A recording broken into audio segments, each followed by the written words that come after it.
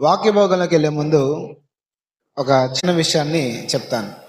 దేవుడు నాకు ఇచ్చిన పరిచర్య ఏంటంటే, దేవుడు నన్ను పిలిచిన పిలుపుల్లో ఒక పిలుపు ప్రవక్త పిలుపు. ప్రవక్త అంటే ఏంటి? ప్రవక్త అంటే దేవుని స్వరాన్ని విని ప్రజలకు చెప్పేవాడే ప్రవక్త. దేవుని పిల్లలైన ప్రతి ఒక్కరు కూడా దేవుని యొక్క స్వరాన్ని వినగలరు స్పష్టంగా. అయితే ఈ సంఘాన్ని గురించి నేను సంఘంలోనికి వచ్చేటప్పుడు ప్రార్థన చేశాను. ప్రభువా, నేను మరి వెళ్తున్నాను కదా, ఏం చెప్పాలి అక్కడ అని ప్రార్థన చేసినప్పుడు దేవుడు నాకు స్పష్టంగా ఒక దర్శనాన్ని చూపించాడు. ఆ దర్శనం ఏంటంటే, ఈ మినిస్ట్రీ స్టార్టింగ్ నుంచి ప్రస్తుత పరిస్థితి వరకు మొత్తం ఆ దర్శనంలో దేవుడు నాకు చూపిస్తా ముందుకు తీసుకొచ్చాడు. అయితే నాకు దర్శనంలో దేవుడు ఏం చూపించాడంటే, స్టార్టింగ్లో 3 వ్యక్తుల ద్వారా ఈ పరిచర్య ప్రారంభమైంది. 3 వ్యక్తులు అంటే సహజంగా 3 వ్యక్తులని కాదు, దేవుడు తండ్రి, కుమార, పరిశుద్ధాత్మ అని. అంటే ఆత్మచేత ఈ పరిచర్య ప్రారంభించబడింది, ఆత్మచేతనే ఇప్పటికి కూడా నడిపించబడుతుంది.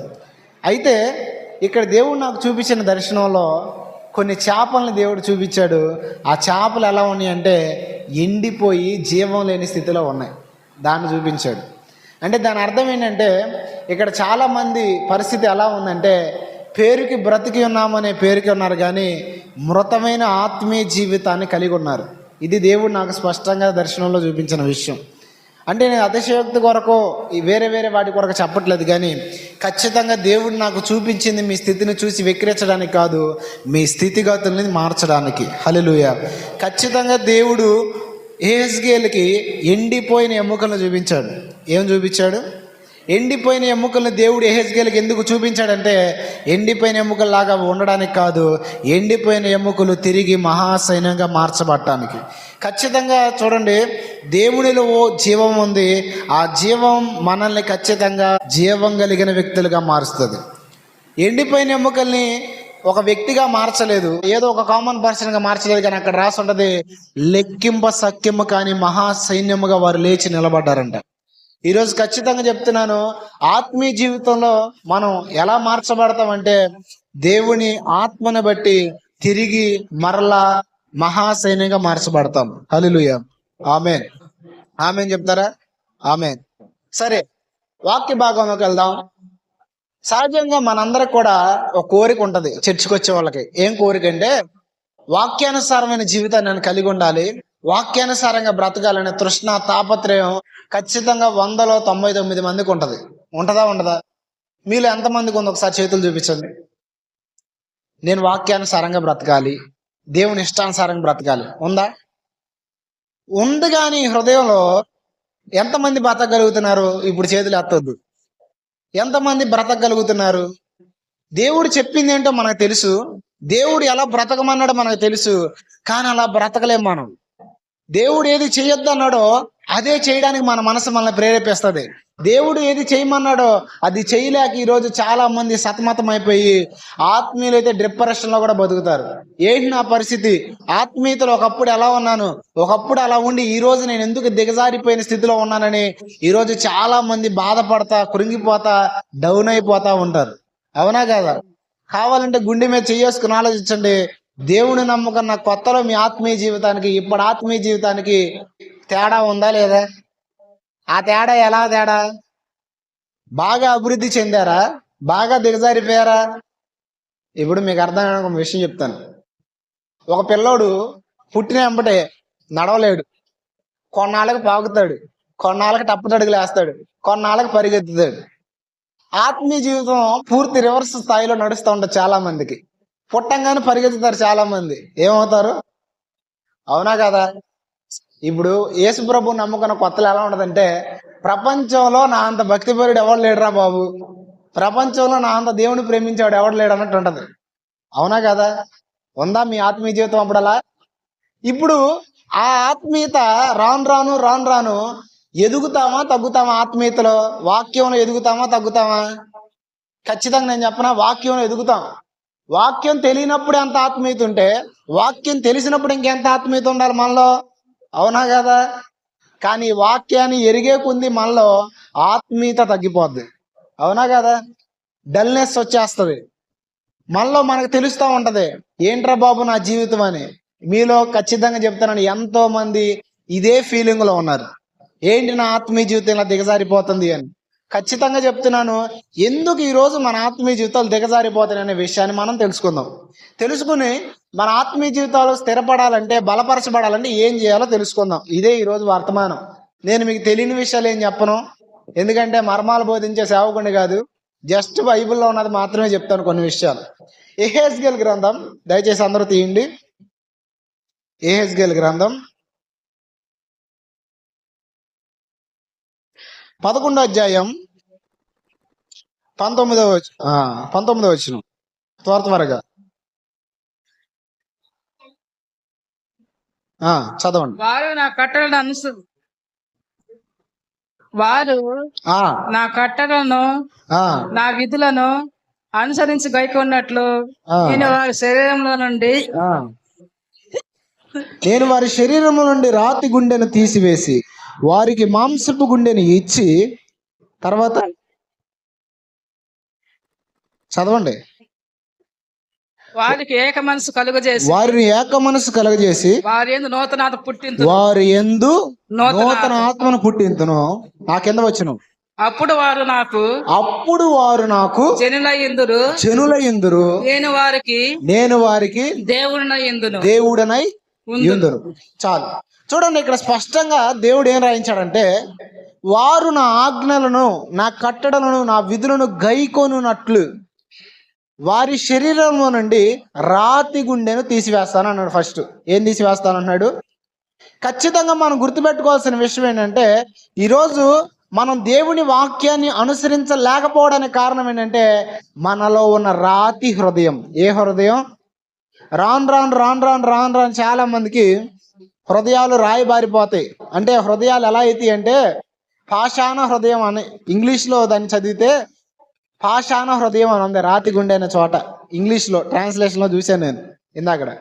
చూడండి, రాను మన హృదయం మందబారిపోతుంది, రాను మన హృదయం కఠినమైపోతుంది.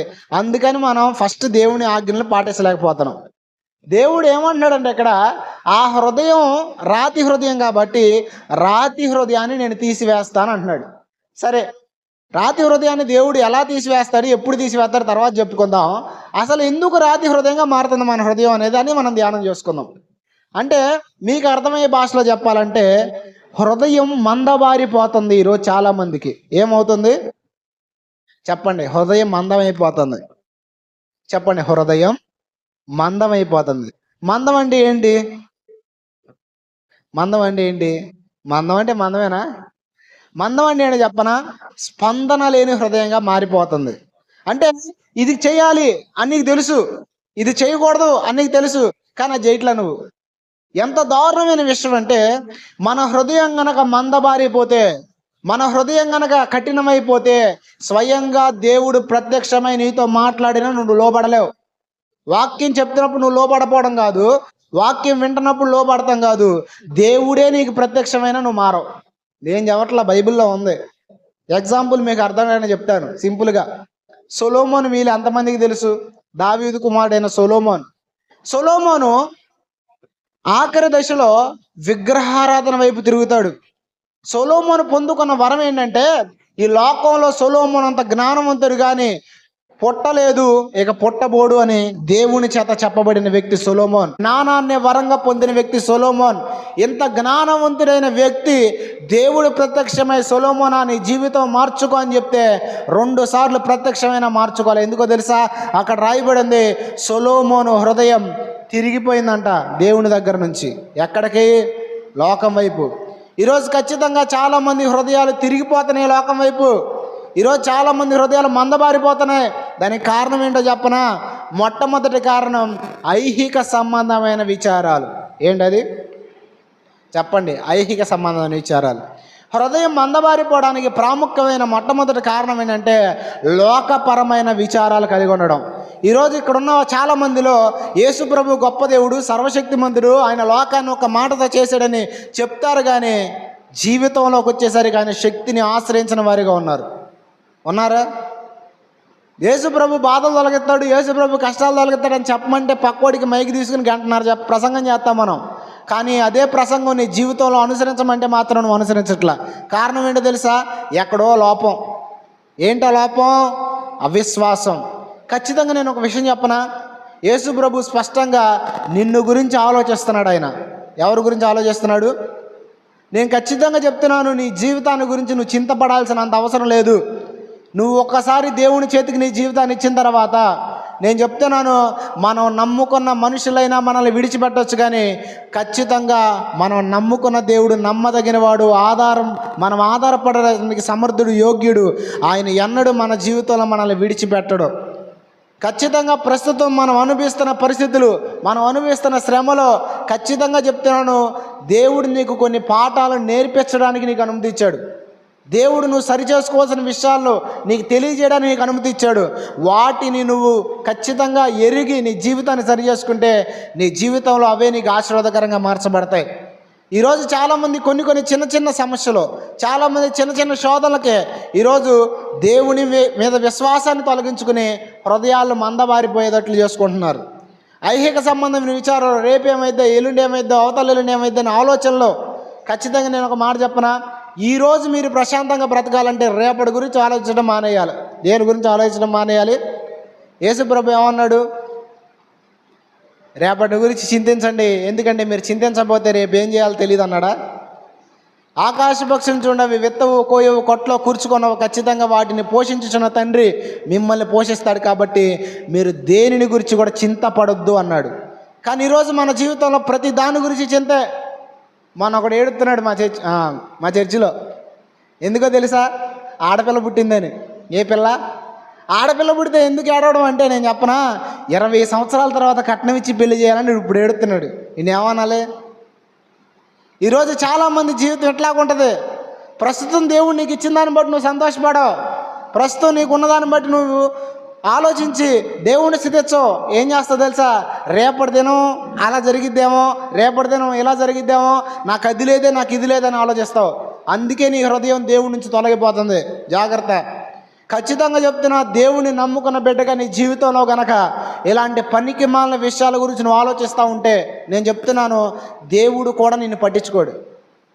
దేవుడు నిన్ను పట్టించుకోవాలంటే, నీ జీవితంలో నీ స్థితిగతులను ఆయన మార్చాలంటే, నేను ఒక మాట చెప్పనా, ఖచ్చితంగా దేవుడు ప్రకృతిలో నియమించిన నియమాన్ని నువ్వు ఆచరించాలి.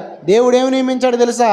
మీరు గనక ఆయన నీతిని, ఆయన రాజ్యాన్ని మొదట వెతికితే మీకు కావాల్సిన అన్నీ మీ వెనకాల వస్తాయి.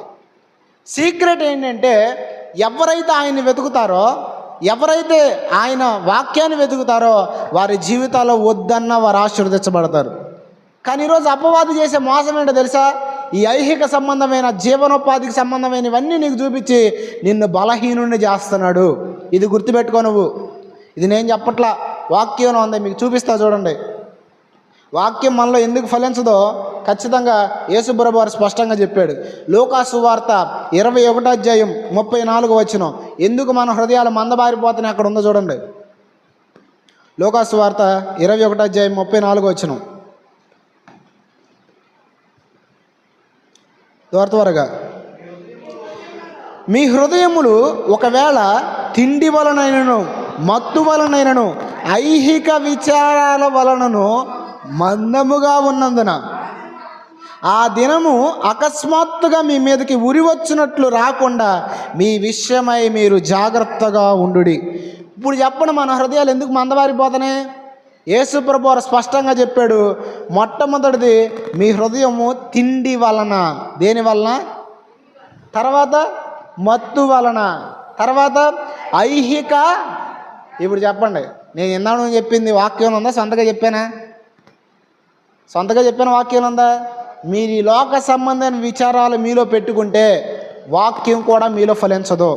ఖచ్చితంగా చెప్తున్నాను, దేవుడు నమ్మదగిన వాడు, నీ జీవితంలో సమస్తాన్ని చేయగలిగిన వాడని నువ్వు పరిపూర్ణంగా విశ్వసించిన రోజు చెప్తున్నాను, ఆయన కార్యాలను అనుభవిస్తావు. ఏమనుభవిస్తావు? నా జీవితంలో నేను దీన్ని ఎక్స్పీరియన్స్ చేశాను కాబట్టి చెప్తున్నాను. నేను వాక్యాన్ని ఎందుకు ఇంత ఖండితంగా చెప్పగలనంటే కారణం ఏంటంటే, నా జీవితంలో నేను అనుభవించాను వాక్యాన్ని విని నేర్చుకోలేదు, నేను అనుభవించి నేర్చుకున్నాను. ఏం చేసి నేర్చుకున్నాను? మీకు మాట చెబుతా వినండి. మాకు 2014లో నేను యేసుప్రభుని నమ్ముకున్నా. 2015లో యేసుప్రభుని సొంత రక్షకుడిగా అంగీకరించి బాప్తీసం తీసుకున్నాను. 2015లో బాప్తీసం తీసుకున్న తర్వాత అప్పటికి బైబిల్ కాలేజీలో ఉన్నాను అనమాట. నేను 2014 నుంచి 2015 వరకు బైబిల్ కాలేజీలో ఉన్నా. 2016లో మాకు ఒక 50,000 అప్పు ఉంది. ఎంత అప్పు ఉంది? ఇప్పుడు 50,000 అంటే చాలా తక్కువ. 50,000 ఏముంది అనుకోవచ్చు, కానీ అప్పుడు 50,000 అంటే మాకు చాలా ఎక్కువ. ఎందుకంటే ₹1,00,000 అప్పు కోసం మా ఇల్లు అమ్మేద్దాం అనుకున్నాం మేము. అంత దారుణమైన పరిస్థితి మాది. అయితే 50,000 తీర్చాలి అనుకున్నాం ఎట్లయినా సరే. నేనేం చేయాలి? దేవుడు సేవ చేయాలి. కానీ నేనేమనుకున్నానంటే, ఎట్లా తీరుతాడు దేవుడు, నేను చేస్తేనే కదా అని చెప్పేసి సేవ అన్నీ మానేసేసి పని చేయడం మొదలుపెట్టాం. పనికి వెళ్తా ఏదో చేద్దాం ఏదో చూద్దాం అనుకున్నాం. సరే ఊళ్ళో పని అవ్వట్లా, ఎంత చేద్దాం అనుకున్నా సరే డబ్బులైతే తెస్తున్నాం, కానీ అవి ఏదో ఒక రకంగా ఖర్చు అయిపోతున్నాయి. ఎంత బాకీ? ఎంత? 50,000. విచిత్రమైన సంగతి చెప్పనా, ₹1,00,000 చేతిలో డబ్బులు ఉన్నా కూడా 50,000 అప్పు తీర్చలేకపోయాం మేము. ఎంతన్నా ఎందుకు తీర్చలేకపోయామో చదువుతా తర్వాత ఏం జరిగిందంటే, 50,000 అప్పు తీర్చడానికి వేరే ఊరు వెళ్ళాం. అంటే ఈ ఊరిలో పని అవ్వట్లేదని వేరే ఊరు వెళ్ళి పొలం వేసి ఆ వచ్చిన డబ్బులతో బాకీలు తీరుద్దామనే ఆలోచనతో వేరే ఊరు వెళ్ళాం. వేరే ఊరు వెళ్ళిన తర్వాత అక్కడ కూడా పని అవ్వాల, ఇంకా అప్పు పెరిగిపోయింది. ఇంకా అప్పు పెరిగిపోయేసరికి ఏం చేయాలో తెలియలా. అయితే ఇలాగ డిసెంబర్ నెల వచ్చింది, ఉపవాసం ఉన్నాను. ఉపవాసం ఉంది, ప్రభా ఏంటి నా పరిస్థితి, ఎందుకు మా పరిస్థితులు మారట్లేదు, నువ్వు జీవం కలిగినోడు కదా, నువ్వు నమ్మదగినోడు కదా, నీ జీవం ఎందుకు మేము చూడలేకపోతున్నాం అని ప్రార్థన చేయడం మొదలు పెడితే దేవుడు నాతో స్పష్టంగా సామెతల గ్రంథం 3వ అధ్యాయం నుంచి మాట్లాడాడు. ఒకసారి తీయండి అక్కడ ఏముందో. సామెతల గ్రంథం దయచేసి త్వరగా 3వ అధ్యాయం 5 నుంచి నేను చదువుతాను, వినండి. Page number 532. నీ స్వబుద్ధిని ఆధారం చేసుకొనక నీ పూర్ణ హృదయంతో యెహోవా యందు నమ్మికించుము, నీ ప్రవర్తన అంతటి యందు ఆయన అధికారమునకు ఒప్పుకొనుము, అప్పుడు ఆయన నీ త్రోవలను సరళము చేయును. చూడండి, నా త్రోవలను సరళం చేసుకోవడానికి నేను విశ్వ ప్రయత్నాలు చేశాను. ఏం చేశాను? ఎందుకే 50,000 మేము కట్టాల్సింది ఎక్కడో తెలుసా? బ్యాంకులో. బ్యాంక్ మేనేజర్ ఏం చెప్పిందంటే, మే నెల లోపు కనుక కట్టకపోతే కేసు పెడతానంది. ఏం పెడతానంది? ఇప్పుడు ఇది పరిస్థితి. విశ్వ ప్రయత్నాలు చేసినా మా పనవల. ఇంకో విషయం ఏంటంటే, 50,000 అప్పు తీర్చడానికి మేము చేసిన ప్రయత్నాల్లో 1,50,000 అయింది ఆ బాకీ. ఎంత అయింది? ఇప్పుడు ఆ 50,000 తీర్చలేకపోయాం, ఇది చేయలేకపోయాం. ఏం పరిస్థితులు! విచిత్రమైన విషయం ఏంటంటే, ఓ పక్కన పని చేస్తున్నా, ఓ పక్కన ఎన్ని చేస్తున్నా రొటేషన్ లేదు, ఏమీ లేదు. శాపం అనిపించాం మేము. ఒక రకంగా చెప్పాలంటే ఏమనిపించాం? ఎందుకు శాపం అనిపించామో తెలుసా? ఈరోజు చాలామంది వారి పైన వారి భారాలు వేసుకుంటున్నారు కాబట్టి దేవుడు పట్టించుకోవట్లే. మీకు అర్థమవుతుందా? దేవుడు నీ పరిస్థితుల్లో కలగజేసుకోవాలంటే నువ్వు వదిలిపెట్టాలి. నేను ఖచ్చితంగా చెప్తున్నా, ఒకసారి నా వెనకాల ఈ మాట చెప్పండి, మీకు అర్థమవుతుంది కదా నేను చెప్పేది. దేవుడు పట్టుకోవాలంటే చెప్పండి, దేవుడు పట్టుకోవాలంటే నేను వదిలేయాలి. ఎంతమంది సిద్ధంగా ఉన్నారు మీ పరిస్థితిని వదిలేయడానికి? ఖచ్చితంగా చెప్తున్నా, ఆయన మీద విశ్వాసం ఉంచితే ఆయన సిగ్గుపరచడు నిన్ను. ఏం పరచడో ఖచ్చితంగా నేను నా జీవితం అనుభవించి చెప్తున్నాను. ఇప్పుడు దేవుడు మాట్లాడాడు ఏమని? అరే నువ్వు నా సేవ చేయాల్సినోడివి, అక్కడక్కడ తిరిగి ఏదో సాధిద్దాం అనుకున్నావు, నువ్వేమీ చేయలేవు. నువ్వు నీ ప్రవర్తన అంతటి మీద నా అధికారానికి ఒప్పుకో, నీ పరిస్థితుల మీద నా అధికారానికి ఒప్పుకో, నువ్వు వదిలే నేను పట్టుకుంటా అన్నాడు. ఇప్పుడు నేనేం చేయాలా? ఏం చేశాను చెప్పనా? ఎప్పుడైతే దేవుడు నాతో ఇలా మాట్లాడాడో వెంపటే పని వదిలేశాను. ఏం వదిలేశాను? ఇప్పుడు పని వదిలేస్తే ఫ్యామిలీని ఎవడు చూసుకుంటాడు? పని వదిలేస్తే అప్పులు ఎడతెడతాయి? నేను చెప్పనా? ఆయన మాట్లాడినప్పుడు లోబడితే నీ జీవితంలో నో క్వశ్చన్స్ నో డౌట్స్. ఎందుకంటే ఆయన అలా ఏం చేస్తాడు. చాలామందికి దేవుడి దగ్గరకు వచ్చి డౌట్లు అడుగుతారు. ఇట్లాంటి వాళ్ళని దేవుడు ఏమంటాడు తెలుసా? ఏమంటాడు? తింగరోడా అంటాడు. ఏమంటాడు? దేవుడు ఎలా చేస్తాడు? ఎలా సాధ్యం అంటే నేను చెప్పనా, నువ్వు ఆయన దగ్గరకు వచ్చినప్పుడు నువ్వు పొందాల్సింది ఆశీర్వాదం, నువ్వు పొందాల్సింది క్వశ్చన్కి సమాధానం తప్ప. నువ్వు క్వశ్చన్లు అయితే ఆయన దగ్గర, నువ్వు ఖచ్చితంగా చెప్తున్నాను, నువ్వు ఆయన దగ్గర ఫెయిల్ అయిపోతావు. నో క్వశ్చన్స్, నువ్వు క్వశ్చన్లు అడగొద్దు. విశ్వాసం ఉంచి ఆయన ఎలాగైనా కార్యం చేసే సమర్థుడు. ఏమంటే శూన్యంలో సృష్టి కలిగింది ఎందుకు? ఆయన మాట చేత. అలాంటిది నీ పరిస్థితుల్లో ఒక్క మార్పు ఆయన చేయలేడా? సరే ఇప్పుడు నేనేం చేశానంటే వదిలేసి, ఇంటిని కూడా వదిలేసి బైబిల్ కాలేజీకి వెళ్ళిపోయాను. నేను ఎక్కడికి వెళ్ళాను? బైబిల్ కాలేజీకి వెళ్ళినప్పుడు పరిస్థితులు ఎలా మారుతాయి చెప్పనా? ఒక్క వితిన్స్ నేను ఎప్పుడైతే దేవుడికి లోబడి ప్రభువునికి క్షమాపణ అడిగి, అయ్యా ఇంతవరకు నా భారం నేను మోసాను, కానీ ఈరోజు నీకు అప్పగిస్తానని చెప్పి క్షమాపణ అడిగి ఎప్పుడైతే విడిచిపెట్టానో జరిగిన అద్భుతం ఏంటంటే బ్యాంక్ మేనేజర్ ఫోన్ చేసింది. ఏం చేసింది?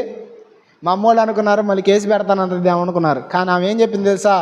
సరే ఇప్పటికి క్షమించేసి లోన్ శాంక్షన్ చేస్తున్నాను, మీరు కట్టాల్సిన బాకీ నెల నెల ఇంత చొప్పున కట్టుకుని క్లోజ్ చేసుకోండి అని బాకీ పోగా మా అమ్మకి తిరిగి 10,000 ఇచ్చింది ఆవిడ.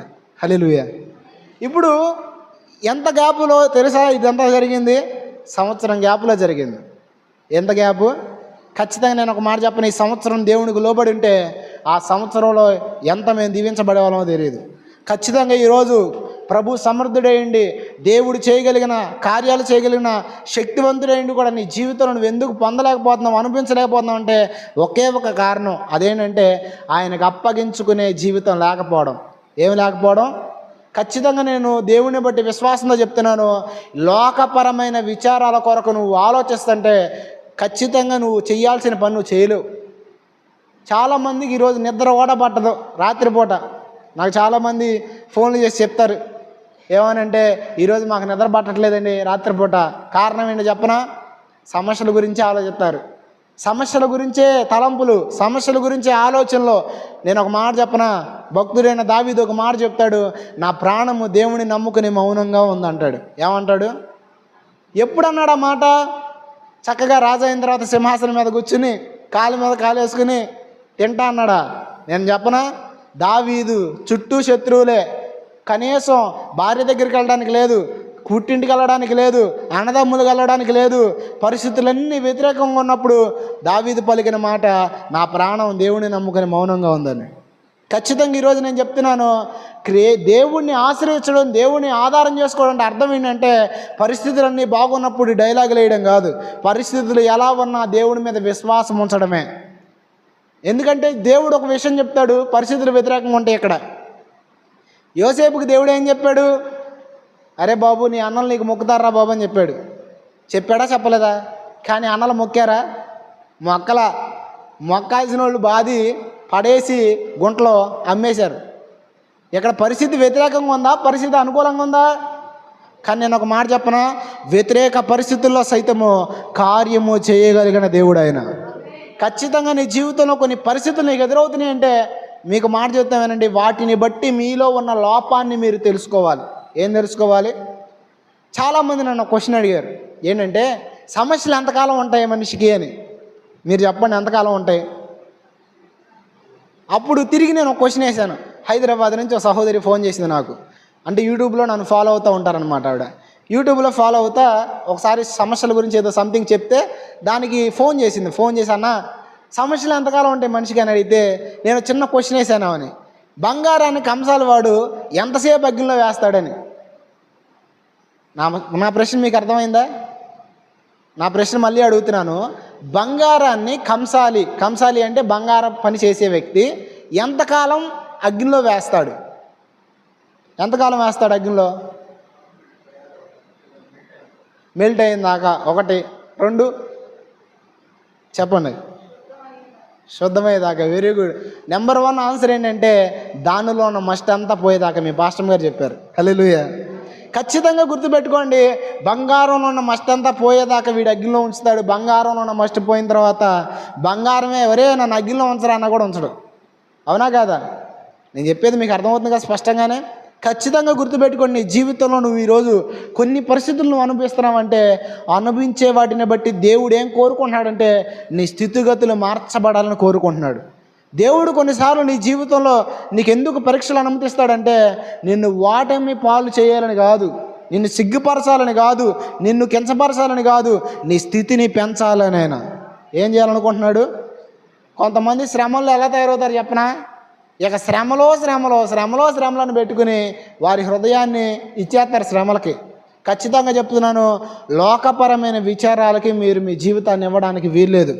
ఎందుకంటే ఈ లోకమైనా ఈ లోకంలో ఉన్నవైనా శాశ్వతమైనవి కాదు. శాశ్వతమైనయా? ఈరోజు నువ్వు అనుభవిస్తున్న సమస్యలు శాశ్వతమైనయా? నేను ఒక మాట చెప్పనా, నువ్వు నేను ఎక్కడున్నాను చెప్పనా? కాలంలో ఉన్నాం. ఎక్కడున్నాం? కాలంలో ఉన్నావా? ప్రకృతిలో ఉన్నావా? ప్రకృతిలో లేరా మీరు? దేవుడి ప్రకృతిని అంతా చేశాడు, ప్రకృతిని చేసి మనల్ని పెట్టాడు. అవునా కదా? ప్రకృతిలో చలికాలం ఒక్కటే ఉండిద్ది, అవునా కదా? అవునా? ఒక్కటేనా మన కాలం? చలికాలం ఉంటుందా? తర్వాత ఎండాకాలం, తర్వాత ఇప్పుడు పరిస్థితులు, కాలాలు మారతనే మారవా? మారడం లేదా? ఖచ్చితంగా ఒక మాట చెప్పనా, పరిస్థితులు, కాలాలు ఎలా మార్చబడుతున్నాయో ప్రకృతిలో ఉన్న నీ జీవితం కూడా కాలానుగుణంగా దేవుడు ఆశీర్వాదకరంగా మార్చేస్తాడు. హల్లెలూయా. కానీ నువ్వు చేయాల్సిన పని ఏంటంటే పనికి మాలిన వాటి వైపు ఆలోచించకూడదు. ఏం చేయకూడదు? ఖచ్చితంగా చెప్తున్నాను, నువ్వు వీటి వైపు చూసినంతకాలం దేవుని వైపు చూడలేవు. అపవాది చేసే ఒక పని ఏంటంటే నిన్ను దేవుని వైపు చూడకుండా వీటి వైపు చూసేటట్లు చేస్తాడు. బాగా గుర్తుపెట్టుకోండి. మొట్టమొదటి మీ హృదయాలు మందమైపోవడానికి కారణం ఐహిక విచారాలు. ఇంకా నేను టైం లేదు కాబట్టి సాగదీసి చెప్పను. రెండోది ఏంటంటే ధన సంబంధమైన భోగాలు. ఏంటది? వాక్యం మీలో ఫలించకపోవడానికి కారణం ఏంటంటే సుఖానుభవాన్ని ప్రేమించడం. ఏం ప్రేమించడం? మీకు ఒక వచనం చూపిస్తా చూడండి. అదే వచనంలో పైన ఏముందంటే లోకాసు వార్త 21:34లో మీ హృదయం ఒకవేళ తిండి వలన మత్తు వలన అని ఉంది. ఇంకో చోట ఏముందంటే లోకాసు వార్త 8:14 వచనంలో ఉంది చూడండి. లోకాసు వార్త 8:14 త్వరగా.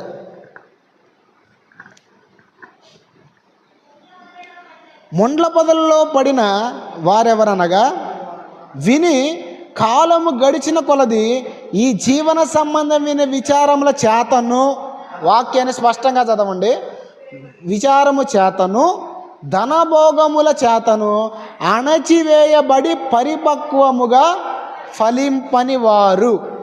మొట్టమొదటి కారణం మీ హృదయాలు మందవారిపోవడానికి ఐహిక సంబంధమైన విచారాలు అయితే, రెండవ కారణం ఏంటంటే లోక సంబంధమైన సుఖానుభవాన్ని ప్రేమించడం.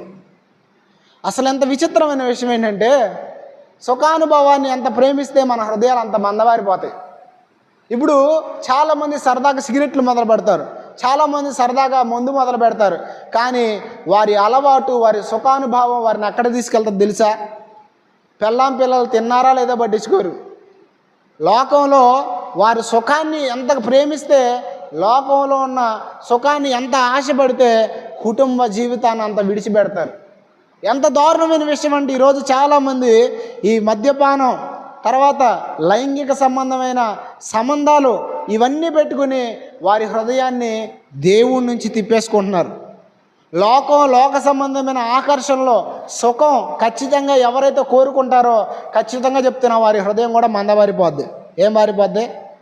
అసలు అంత దారుణమైన విషయం అంటే సుఖానుభవాన్ని ప్రేమించి లోక సంబంధమైన వాటిని కోరుకుని ఈరోజు ఎంతోమంది ఒకప్పుడు మండిన వారు ఈరోజు చల్లారిపోయి జీవం లేని స్థితిలో ఉన్నారు. ఏ స్థితిలో ఉన్నారు? నేను ఎంతోమంది సేవకులను చూశాను, ఒకప్పుడు వాళ్ళు అడుగు పెట్టిన చోట అగ్ని రగిలింది, కానీ ఇప్పుడు ఏంటో తెలుసా? బొగ్గుల్లాగా మిగిలిపోయారు వాళ్ళు. కారణం ఏంటో తెలుసా? లోక సంబంధమైన సుఖభోగాలు. ఈరోజు క్రైస్తవ్యం పేరుకే ఉపవాస ప్రార్థనలు చాలామంది, ఖచ్చితంగా ఈరోజు ఉపవాసం లేని వారు చాలామంది ఉన్నారు. కానీ విచిత్రమైన విషయం తెలుసా? స్వస్థత కోటాలు, ఆశీర్వాద మహాసభలు అంటే పరిగెత్తే జనాలు ఉన్నారు, ఉపవాస ప్రార్థన అంటే పాల్గొనే క్రైస్తవులు లేరు. కారణం ఏంటి తెలుసా? వీళ్ళకి ఉచితంగా ఆశీర్వాదాలు రావాలి. ఎట్లా రావాలా? ఖచ్చితంగా ఇటువరకు మన పెద్దోళ్ళు ఏం చేసేవాళ్ళు తెలుసా? కడుపు కట్టుకుని ఒక సమస్య వస్తే మోకాళ్ళు వేసి పోయిందాకా దేవుణ్ణి వేడుకుంటూ ఉండేవాళ్ళు. కానీ ఈరోజు ఏంటో తెలుసా? టచ్ ఫైర్ అంటే జరిగిపోయిద్దంటే ఆడి దగ్గరికి పరిగెత్తున్నారు. ఆది సంఘంలో విస్తరాకులు ఎత్తేసేవాడికి కూడా అభిషేకం ఉంది. ఆది సంఘంలో అన్నం వడ్డించేవాళ్ళు అద్భుతాలు చేశారు. కానీ ఈరోజు సంఘంలో అద్భుతాలు ఎవడో చేస్తాడు, అక్కడికి వెళ్దామని అనుకుంటున్నారు. కానీ నేను ఒక మాట చెప్పనా, అద్భుతాలు చేసే దేవుడు నీ దగ్గర ఉన్నాడు. ఆయన చేత నువ్వు దీవించబడాలంటే, అభిషేకించబడాలంటే తాళపు చెవి ఏంటో తెలుసా? ఉపవాస ప్రార్థన. ఈరోజు ఎంతమంది కడుపు కట్టుకోగలుగుతున్నారు? ఎంతమంది ఉపవాసం ఉండగలుగుతున్నారు? నేను ఒక మాట చెప్పనా, ఉపవాస ప్రార్థన మీ ఆత్మీయ జీవితాన్ని తిరిగి మరలా కట్టగలదు. హల్లెలూయా. మీకు అర్థం కాని చిన్న సాక్ష్యం చెప్తాను. ఒకసారి నా ఫ్రెండ్ నాకు ఫోన్ చేశాడు. తను కూడా ఒక సేవకుడే, అంటే సువార్థికుడు. అర్ధరాత్రి ఇంచుమించు 1 గంట ఆ టైంలో ఫోన్ చేసి నేను చచ్చిపోతానన్నాడు. ఒరే ఆగరా బాబు, చచ్చిపోదు కానీ ముందు ఎందుకు చచ్చిపోతున్నావు చెప్పి చచ్చిపో అని చెప్పాను నేను సరదాగా. అంటే వాడు అన్నాడు, నేను ఒక తప్పు చేశాను, నేను నా తప్పు ఎంత మార్చుకుందానో మార్చుకోలేకపోతున్నాను, సో నేను చచ్చిపోతాను అన్నాడు. ఇంతకు ఏం చేసేవారు బాబు అంటే, ఒక ప్రార్థనా స్థలానికి నేను వెళ్ళినప్పుడు ఒక అన్యజనురాలను ఇష్టపడ్డాను, తర్వాత తనతో అక్రమమైన సంబంధాన్ని పెట్టుకున్నాను, అది తప్పు అని నాకు తెలిసి ఎంత నేను మారదాం అని ట్రై చేసినా నా వల్ల కావట్లేదు, ఇక నేను చచ్చిపోవడం ఒకటే దారి అన్నాడు. అరే దీనికి ఎందుకు అంత ఆలోచిస్తావు? జీవితాన్ని మార్చే దేవుడు మన దగ్గర ఉన్నాగా ఎందుకు దేవుని శక్తిని ఆధారం చేసుకోవట్లేదు నువ్వు అంటే, నేను ఎంత ప్రార్థన చేద్దామని నా వల్ల కావట్లేదు అన్నాడు. ఏమన్నాడు? ఇప్పుడు ఊబిలో పడ్డ వ్యక్తి తనంతట తను బయటికి రాగలరా? చాలామంది లోక భోగాల కొరకు, సుఖభోగాల కొరకు ఆశపడి పాపం అనే ఊబిలో కూరుకుపోయి పైకి రాలేని స్థితిలో ఉన్నారు. కానీ నేను ఒక మాట చెప్పనా, ఆ స్థితిగతుల్ని సైతం మార్చగలిగింది ఉపవాస ప్రార్థన.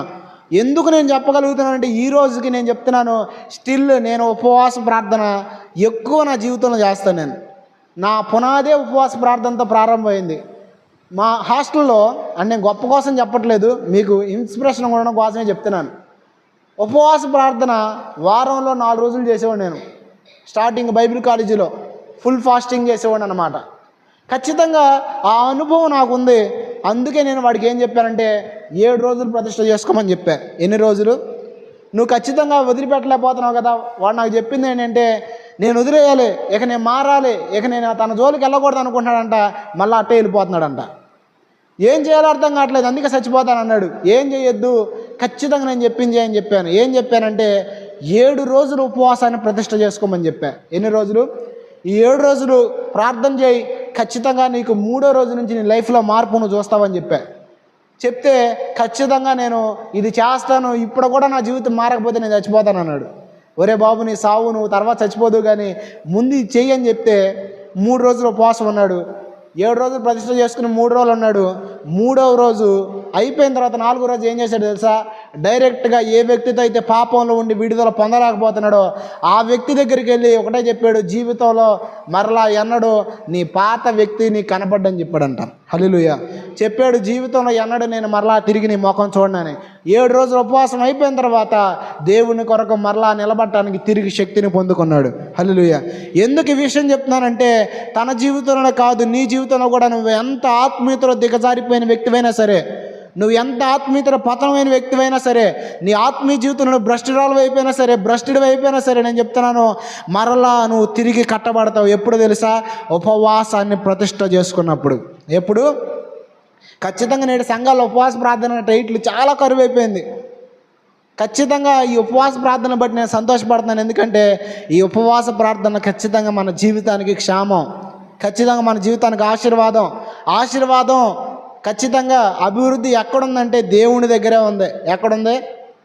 దేవుని దగ్గర ఉందా? మనిషి దగ్గర ఉందా? ఏ మనిషి దగ్గర లేదు, దేవుని దగ్గర మాత్రమే ఉంది. ఖచ్చితంగా రెండోది, మన హృదయం మందబారిపోవడానికి సుఖభోగాలు. ఏమని చెప్పాను? ఫస్ట్ ఐక్య సంబంధమైన విచారాలు, రెండవది ఏంటి? సుఖభోగాలు. వీటిని ఖచ్చితంగా మనం విడిచిపెట్టాలని వాక్యంలో ఉంది.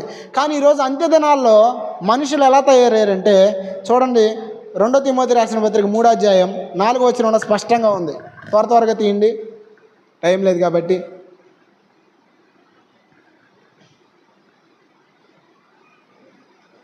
రెండో అధ్యాయం 34వ వచనం నేను చదువుతాను, వినండి.